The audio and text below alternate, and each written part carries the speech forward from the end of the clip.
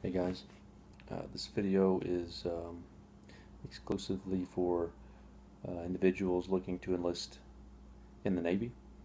Um, it's I'm having a problem making a very long video, so this one I'm gonna, I guess, have a string of them.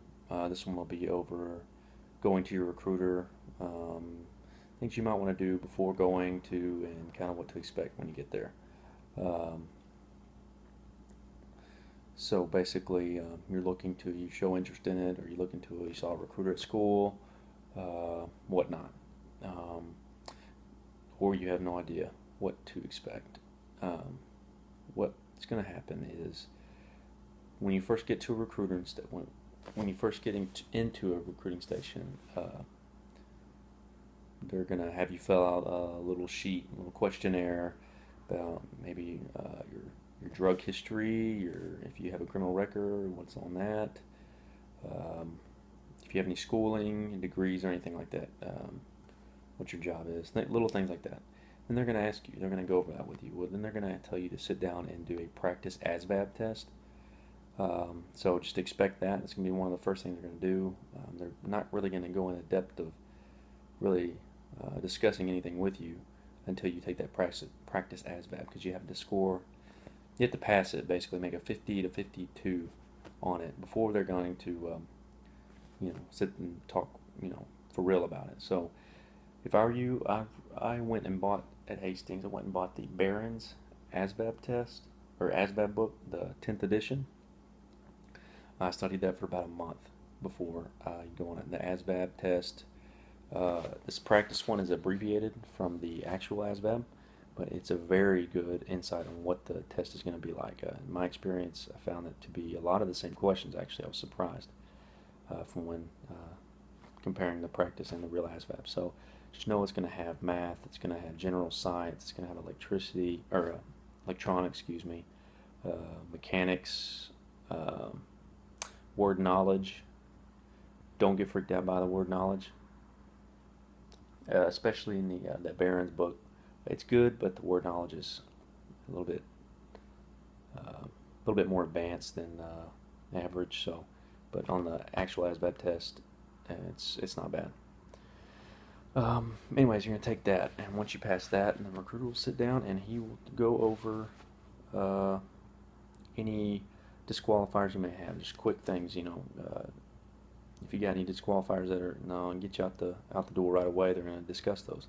If not, they'll talk about kind of what you're interested in, um, to what type of career field or job, or rate is what they call it in the Navy, rate, you're interested in, which avenue you want to take, what direction you want to go, and how successful you can be in that. A lot of times you're surprised and you show interest in other things that you really didn't know about. There's tons of jobs in the Navy. I mean, whether it's air crew, if you want to be on a ship, tons of job on the ship. Like I said, air crew is a good one. Aviation, intelligence, security forces. There's culinary. There's IT specialists. You could be a pilot if you want. That's going officer. It's going officer route. So you can be a heli pilot. Um, Things like that. There's tons of them. Just ask your recruiter. Special forces. There's SWIC. There's SEAL. There's EOD. There's a rescue diver. Deep sea diver. That kind of thing.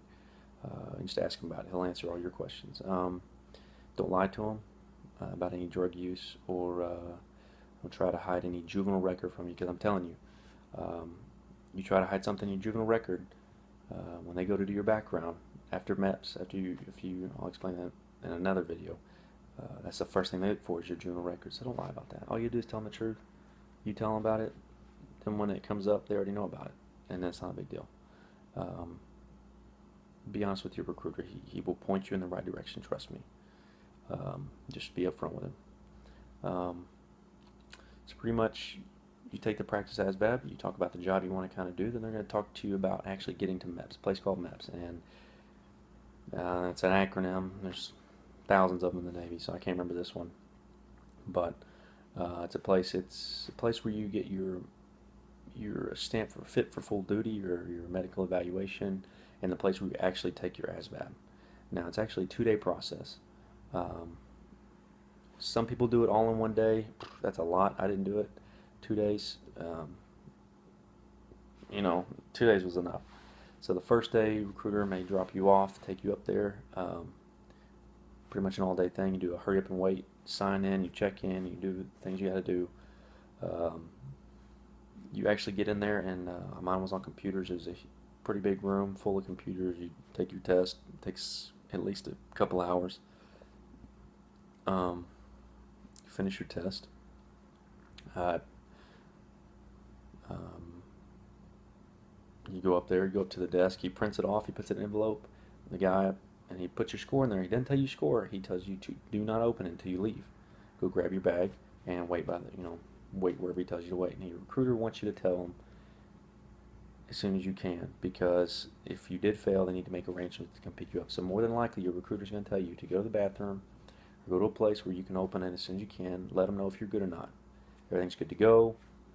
He says, all right, well, you got MEPS tomorrow, so you go back to the hotel. We stayed at a very nice hotel. MEPS took very good care of us. We stayed at the Crown Plaza, very nice. Next morning, we wake up about 3:30, and I'm going to stop this video before it tells me I can't upload it, and next one will be about MEPS.